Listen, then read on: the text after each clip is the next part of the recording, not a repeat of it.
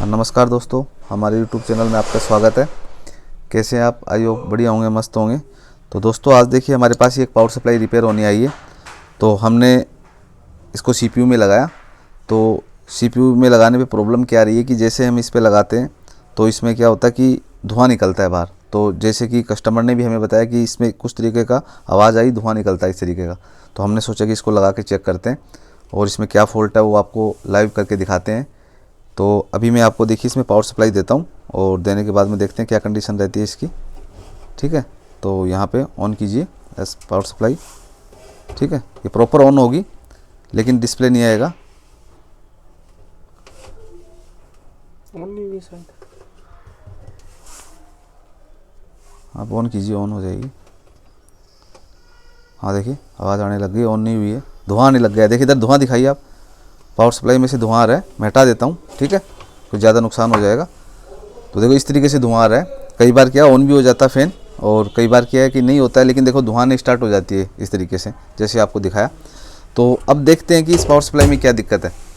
तो इसको ओपन करेंगे CPU हटाने के बाद में और फिर देखते हैं कि प्रॉब्लम क्या है, इसको डायग्नोज करते हैं और फिर इसका सोल्यूशन देखते हैं। ठीक है, तो आप लाइव बने रहिए वीडियो में, बिना स्किप किए हुए पूरा वीडियो आप देखिए जिससे इस फॉल्ट को आप समझ सकें।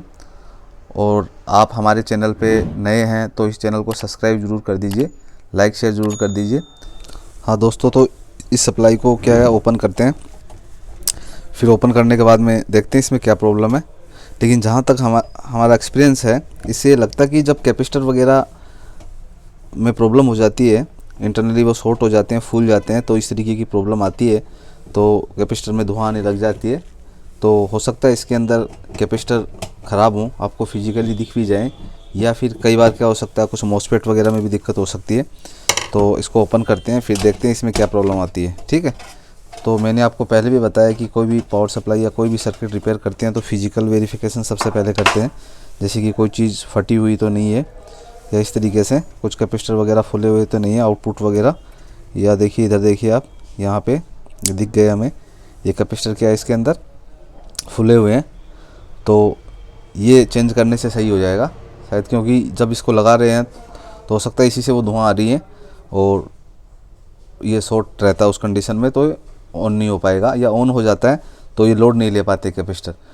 तो कई बार क्या होता है लोड नहीं ले पाते हैं, धुआं नहीं भी निकल रही है, ठीक है, तब भी ये कैपेसिटर ख़राब हो सकते हैं। फुले हुए नहीं है तो भी आपको चेंज करना है, लेकिन इसके अंदर तो क्या है ये फुले हुए हैं।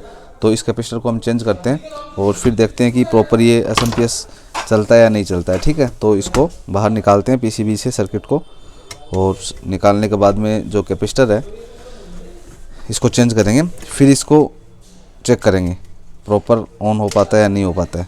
तो मोस्टली क्या है इस तरीके की कई बार प्रॉब्लम आती है धुआं वगैरह से। तो टेक्नीशियन सोचते हैं कि बहुत बड़ा फॉल्ट हो गया होगा, धुआं आ रही है, बाहर निकल रही है, बहुत ज़्यादा जल गया होगा, तो कस्टमर को बोल देते हैं अभी रिपेयर नहीं हो पाएगा ऐसे ही बिना देखे हुए।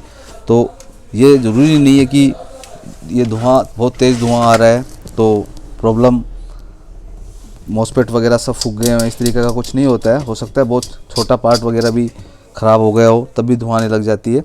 ठीक है, तो आपको खोल के ज़रूर देखना है उस पार्ट को। और कई बार तो क्या है फिजिकली जैसे हमें कैपेसिटर दिखा है इसी तरीके से दिख जाता है, तो आप उसको आसानी से रिपेयर कर सकते हैं। ठीक है, देखिए मैंने कैपेसिटर यहाँ पे ये हैं, तो ये दोनों कैपेसिटर को मैं देखता हूँ। 200 वोल्टेज 330 माइक्रोफैराड के हैं। तो आपको पहले भी बताया है कि जब लगाते हैं तो उसको वैल्यू का ध्यान रखना है आपको।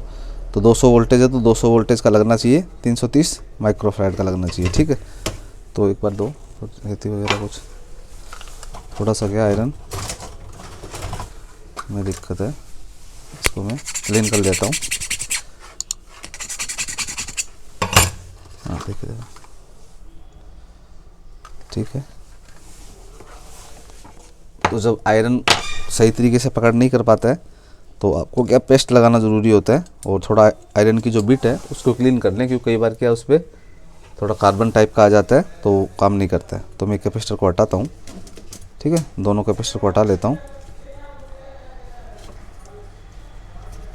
तो इस तरीके से कैपेसिटर मैंने हटा दिए हैं। एक कैपेसिटर ये, ठीक है, देखो फुला हुआ है, 200 वोल्ट 330 माइक्रोफैराड।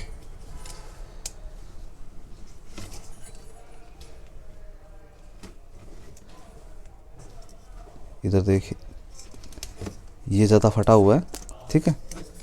ये सेम 330 माइक्रोफैराड 200 वोल्ट। तो देखिए ये दूसरे कैपेसिटर मेरे पास अवेलेबल हैं, जैसे यहाँ पे 200 वोल्ट 330 माइक्रोफैराड, 200 वोल्ट 330 माइक्रोफैराड मैं ये लगाता हूँ। लेकिन देखिए लगाते समय आपको ध्यान देना है माइनस प्लस का, ये माइनस को इंडिकेट करता है, निशान बने हुए हैं ये बाकी प्लस बच गया, क्योंकि आप उल्टा लगा देंगे तो कैपेसिटर फट जाएंगे, ठीक है।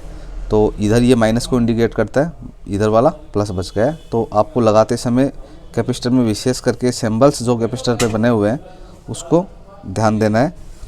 हाँ तो दोस्तों ये कैपेसिटर मैंने डाल दिया है, तो आपको माइनस प्लस का स्पेशली बहुत ही मतलब ये ध्यान रखना है, नहीं तो फिर दिक्कत हो जाएगी यदि माइनस प्लस का ध्यान नहीं दिया तो आपने। और बाकी जो टेक्नीशियन भाई काम कर रहे होते हैं उनको ये पता होता है पोलरिटी की क्या इम्पोर्टेंसी होती है। बाकी आप नए हैं तो विशेष करके ये ध्यान देने वाली बात है, ठीक है, पोलरिटी की प्लस माइनस की, क्योंकि ये पोलराइज्ड कैपेसिटर है। जैसे कि हमने इलेक्ट्रॉनिक्स के जैसे टॉपिक का वीडियो बनाया उसमें सब समझाया बढ़िया तरीके से थी पोलरिटी की क्या इंपॉर्टेंस होती है। इसमें भी देखिए प्लस माइनस का ध्यान रखना आपको, और यहाँ पे इस तरीके से इसको लगा देते हैं। हाँ तो दोस्तों देखिए दूसरा कैपेसिटर भी मैंने लगा दिया है। अब ये सोल्डिंग है, ये बढ़िया तरीके से करनी है, नहीं तो क्या है ये लूज रहेगा तो दिक्कत आएगी, ठीक है, प्रॉपर वोल्टेज नहीं बन पाएंगे। तो इस तरीके से मैंने कैपेसिटर लगा दिए हैं। अब इसी को मैं टेम्परेरी इसके ऊपर रख लेता हूँ और फिर 1-2 स्क्रू लगा लेता हूँ, फिर इसको चेक करते हैं, ठीक है, कि ये ठीक हुई है नहीं हुई है। इधर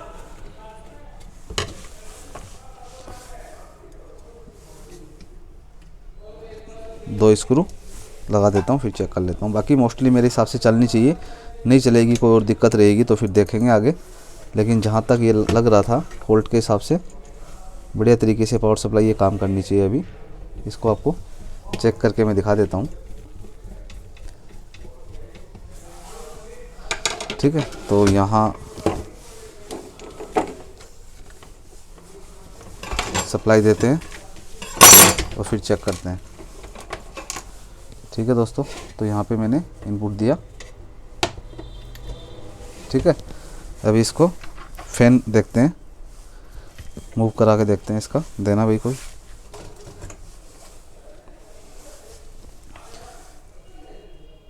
देखिए फैन मूव करने लगा है इधर बढ़िया तरीके से, कोई धुआं वगैरह नहीं आ रही है। तो कहने का मतलब देखिए हीट वगैरह भी नहीं हो रहा है, इधर से ट्यूजर हट गई होगी शायद, ठीक है। तो चल रहा है प्रॉपर, कोई दिक्कत नहीं है, ठीक है दोस्तों। तो मैंने ये आपको बता दिया कि इस तरीके की कोई धुआं वगैरह आती है, कभी असम पे चलता है डिस्प्ले नहीं आ रहा होता है, तो इस तरीके के कैपेसिटर ये ख़राब होते हैं। फिजिकली आपको देखने को मिल भी जाएंगे, क्योंकि हमारा एक्सपीरियंस है बहुत, मतलब मोस्टली यही दिक्कत आती है। तो आपको ये वीडियो कैसा लगा आप कमेंट में ज़रूर बताएंगे, जिससे हमें आइडिया मिलता रहे वीडियो के बारे में कि आपको क्या समझ में आ रहा है या किस तरीके की मतलब वीडियो की आपको ज़रूरत है, टॉपिक वगैरह हमें मिलता रहे। तो आप कमेंट ज़रूर कीजिए, और सब्सक्राइब चैनल को नहीं किया तो सब्सक्राइब ज़रूर कीजिए। धन्यवाद।